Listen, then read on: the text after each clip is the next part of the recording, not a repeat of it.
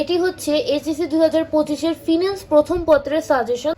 তোমরা যারা 7টা সৃজনশীল প্রপারলি আনসার করতে চাও তারা এই 4টা অধ্যায় থেকে যে কোনো 3টা অধ্যায় যদি তোমরা দেখো তাহলে কিন্তু তোমরা 7টা সৃজনশীল সহজে আনসার করতে পারবে। এবং কোন কোন টপিকগুলো দেখতে হবে সেগুলো কিন্তু আমি এখানে লিখেছি।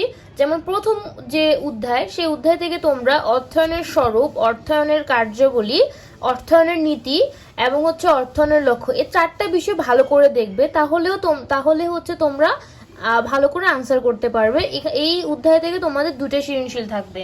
এবং তারপর হচ্ছে তৃতীয় অধ্যায় থেকে তোমরা এই টপিকগুলো দেখবে। যেমন প্রথম হচ্ছে বর্তমান মূল্য নির্ণয়, ভবিষ্যৎ মূল্য নির্ণয়, অ্যানুইটির বর্তমান ও ভবিষ্যৎ মূল্য, তারপরে অ্যানুইটির পরিমাণ নির্ণয়, তারপরে হচ্ছে সুদের হার নির্ণয়, মানে আয়ের মান নির্ণয় করা আসতে পারে, তারপরে হচ্ছে ঋণ পরিশোধের সূচি, তারপর হচ্ছে ইএআর মানে প্রকৃত সুদের হার। এই বিষয়গুলো তোমরা ভালো করে দেখবে, তাহলে তোমরা 2টা সৃজনশীল এখান থেকে আনসার করতে পারবে।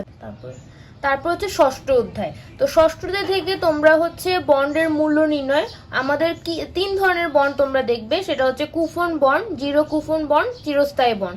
এই 3 ধরনের বন্ডের কিভাবে বর্তমান মূল্য নির্ণয় করতে হয় বা অন্তর্নিহিত মূল্য নির্ণয় করতে হয়, এই বিষয়গুলো তোমরা দেখবে। তারপরে ওয়াইটিএম, তারপরে হচ্ছে ওয়াইটিসি, তারপরে সিওয়াই মানে চলতি ইলের পরিমাণ নির্ণয়। এই সকল টপিকগুলো তোমরা ভালো করে দেখবে। এই চ্যাপ্টার থেকেও তোমাদের 2টা সৃজনশীল থাকবে। এবং যে অষ্টম অধ্যায়, এই অধ্যায় থেকে তোমাদের টোটাল 3টা সৃজনশীল থাকবে। তো তোমরা অষ্টম অধ্যায় যদি ভালো করে পড়ো, অষ্টম অধ্যায়ে তোমাদের এই টপিকগুলো দেখতে হবে। একটা হচ্ছে গড় মুনাফার হার নির্ণয়, নিট বর্তমান মূল্য, পেব্যাক সময়, তারপরে হচ্ছে আন্ত আয়ের হার নির্ণয়। এই সকল টপিকগুলো তোমাদেরকে দেখতে হবে। তো তোমরা যদি এই 4টা যে অধ্যায় বললাম, এই 4টা অধ্যায় থেকে তোমরা 3টা অধ্যায় ভালো করে পড়ো, তাহলে কিন্তু তোমরা ভালো করে আনসার করতে পারবে। যারা হচ্ছে মানে ভালো ভালো ক্যালকুলেশন করতে পারো, তারপরে হচ্ছে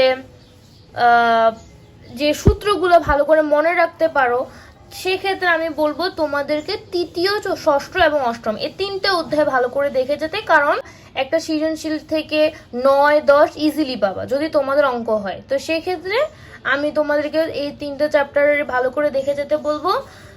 আশা করি তোমাদের এটা উপকারে এসেছে। সামনের পরীক্ষার জন্য ভালো করে প্রস্তুতি নাও। আশা করি তোমরা সকলে অনেক ভালো করতে পারবে।